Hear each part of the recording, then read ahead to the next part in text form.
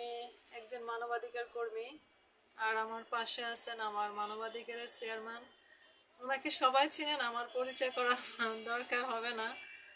তো আমি আজকে ছুটির দিনে আমার একটা গুরুত্বপূর্ণ কাজে আমি আসছি, যে কাজটা মানে আমাকে কেউ করে দেবে না।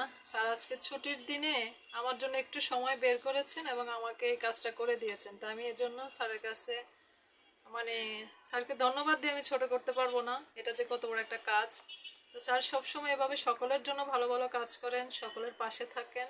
বিশেষ করে আমাদের মতো যারা অসুবিধা থাকেন তাদের জন্য বেশি কিছু করার স্যার চেষ্টা করেন। তো সবাই স্যারের সব কিছু পজিটিভলি নেবেন, স্যারের জন্য সবাই দোয়া করবেন। স্যার যেন ভালো থাকেন, সুস্থ থাকেন, দেশের জন্য, দেশের মানুষের জন্য যেন ভালো কিছু করতে পারেন, এটাই। আপনাকে অনেক ধন্যবাদ। সেই সাথে যারা আজকের প্রোগ্রাম দেখছেন তাদেরকেও আমরা ধন্যবাদ।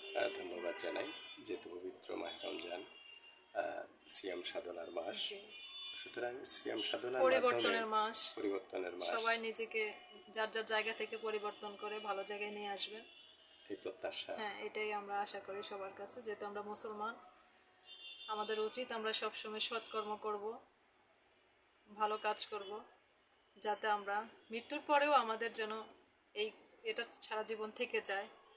কর্মফল কিন্তু মানুষের সাথে চলে যায় না, এটা দুনিয়াতেও থাকে, আখেরাতেও এটার ফল পাওয়া যায়। ভালো কর্মের ফল দুনিয়ায় আখেরাত সব জায়গায়। তা আমরা সবাই চেষ্টা করবো ভালো কাজ করতে, ভালো কাজের সাথে থাকতে, ভালো মানুষের সাথে থাকতে। যেমন ভালো মানুষ আমার পাশে আছেন আমাদের চেয়ারম্যান স্যার, সবাই ওনার জন্য আবারও দোয়া করবেন, ওনার জন্য দোয়া চাইছি।